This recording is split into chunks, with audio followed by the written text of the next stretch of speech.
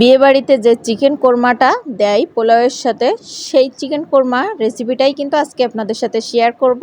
খুবই সুস্বাদু, লোভনীয় হয়েছে। হ্যালো এভরিওয়ান, আসসালামু আলাইকুম। কেমন আছেন সবাই? Welcome back to my channel. যারা চ্যানেলটা সাবস্ক্রাইব করেছেন অসংখ্য ধন্যবাদ। যারা এখনও সাবস্ক্রাইব করেনি প্লিজ একটা সাবস্ক্রাইব করে দেবেন। ভিডিওটা ভালো লাগলে শেয়ার করে দেবেন। তো আমি এখানে কিছু চিকেন নিয়ে নিলাম। যে কোনো সাইজের নিতে পারেন, এটা ছোটো বড়ো কোনো অসুবিধা নেই, বা যে কোনো পরিমাণ। তো আমি এইটুকু পরিমাণ নিয়ে নিলাম। তো তারপরে একটা সাইডে চিকেন রেখে দিয়ে আমি একটা বয়েলের ভিতরে লবণ নিয়ে নিলাম চিকেনের পরিমাণ অনুযায়ী। তো তারপরে দিয়ে দিলাম ঝালের গুঁড়া, মানে শুকনো ঝালের গুঁড়া। তারপরে দিয়ে দিলাম জিরা গুঁড়া, এখানে 1 চা চামচ। তো তারপরে দিয়ে দিলাম গরম মশলা গুঁড়া। তো তারপরে দিয়ে দিচ্ছি ধনিয়া গুঁড়া, আর দিয়ে দিলাম 1 চা চামচ চিনি। তো তারপরে দিয়ে দিলাম এখানে 1 টেবিল চামচ সয়া সস, আর দিয়ে দিলাম সয়াবিন তেল 1 টেবিল চামচ বা 2 টেবিল চামচ। তো তারপরে দিয়ে দিলাম চা চামচের 2 চা চামচ রসুন বাটা আর আদা বাটা 2 চা চামচ।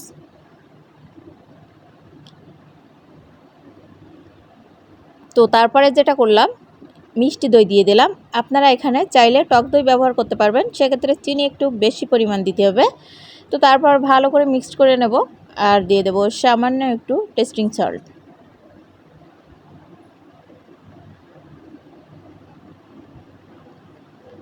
তো সামান্য পরিমাণ একটু টেস্টিং সল্ট দিয়ে আমি ভালো করে হাত দিয়ে এগুলো ভালো করে মশলাটা মিক্সড করে কিন্তু এক সাইডে রেখে দেবো 5 মিনিটের জন্য।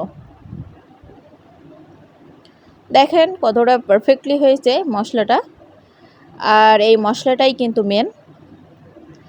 তো তারপরে আমি একটা কড়াই নিয়ে নিলাম, আর সেখানে আমি তেল দিয়ে দিলাম সামান্য পরিমাণ, দিয়ে সামান্য একটু লবণ দিয়ে দিলাম। তো তারপরে আমি চিকেনগুলো সব দিয়ে দিচ্ছি। তো চিকেনগুলো দেওয়ার পরে আমি এখানে একটু জর্দা রং দিয়ে দিলাম। আমি এখানে হলুদ গুঁড়া ইউজ করব না, জর্দা রংটা দিলে খুব সুন্দর একটা কালার আসবে, সেজন্য আমি জর্দা রংটা দিয়েই কিন্তু চিকেনটা ভালো করে ভেজে নেব। আর চিকেন থেকে, মানে মুরগির মাংস থেকে যেটুকু পানি বের হবে, সেই পানিটা কিন্তু একদম ভাজা হয়ে যাবে, মানে পানি টোটালি থাকবেই না, যে পানিটা বের হবে পানিটা শুকিয়ে যাবে। তো আমি আর অল্প একটু মুরগির মাংস এখানে অ্যাড করেছি, অল্প হয়ে গেছে এই জন্য। তো দেখেন ভাজতে ভাজতে আমার এই পর্যায়ে যখন চলে এসেছে, তখন কিন্তু আমি এক এক করে মাংসগুলো উঠিয়ে নেব। আর দেখেন একদম একটু বাইরেটা কিন্তু একটু ড্রাই ড্রাই হয়ে গেছে, মানে শক্ত হয়ে গেছে হালকা, মানে ভেঙে যাওয়ার কোনো চান্সেস নেই। তো তারপরে আমি সেই একই কড়াইয়ে আরেকটু পরিমাণ তেল দিয়ে দিলাম, মানে যতটুকু তেল লাগবে আর কি। তো তারপরে এখানে গরম মশলা দিয়ে দিলাম, এলাচ দারচিনি তেজপাতা দিয়ে দিলাম এখানে। তারপরে পেঁয়াজ কুচি দিয়ে দিলাম এখানে। মাংসের পরিমাণ অনুযায়ী পেঁয়াজ দেবেন, তবে এখানে আপনারা পেঁয়াজ বাটাটা ব্যবহার করতে পারেন, সেক্ষেত্রে আপনাদের ঝোলটা আরেকটু ঘন হবে। তো তারপরে যেটা দিয়ে দিলাম, সেই মশলাটা ম্যারিনেট করে রাখছিলাম, সেই মশলাটা দিয়ে দিলাম।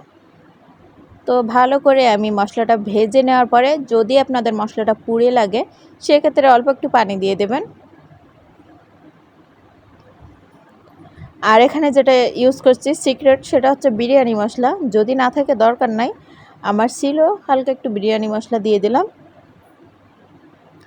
তো ঢাকনা দিয়ে ঢেকে দেওয়ার পরে এই যে মশলাটা আমার পারফেক্টলি হয়ে গেছে। তো আমি আরেকটু পানি দিয়ে দিলাম যাতে পুড়ে না যায়। তো তারপরে সেই ভেজে রাখা চিকেনগুলো আমি এবার দিয়ে দেব, আর ভালো করে নেড়ে চেড়ে ভালো করে একটু কষে নেব।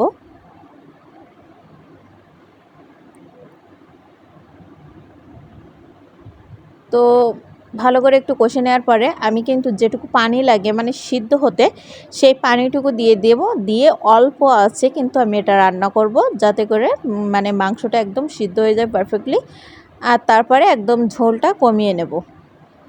এই পর্যায়ে এসে আপনারা বাদাম বাটা দিতে পারেন। এই মুহূর্তে আমি বাদাম বাটাটা দেইনি, আপনারা এখানে বাদাম বাটাটা ইউজ করবেন, তবে আরও বেশি স্বাদ হবে।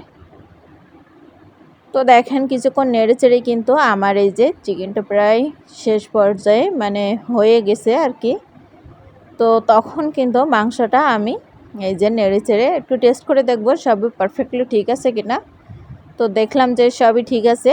তো হয়ে গেল আমার চিকেন রান্নাটা, চিকেন কোরমা রান্নাটা। তো এইভাবে একদিন বাসায় আপনারা ট্রাই করতে পারেন বা মেহমান আসলে। তো আমার চ্যানেলটা সাবস্ক্রাইব করে দেবেন প্লিজ, আর ভিডিওটা ভালো লাগলে একটু শেয়ার করে দেবেন, আর কমেন্ট করে জানাবেন কিন্তু কেমন হয়েছে। এমন চিকেন কোরমা সহজেই তৈরি করতে পারবেন একঘেয়েমি চিকেন না খেয়ে। আল্লাহ হাফেজ।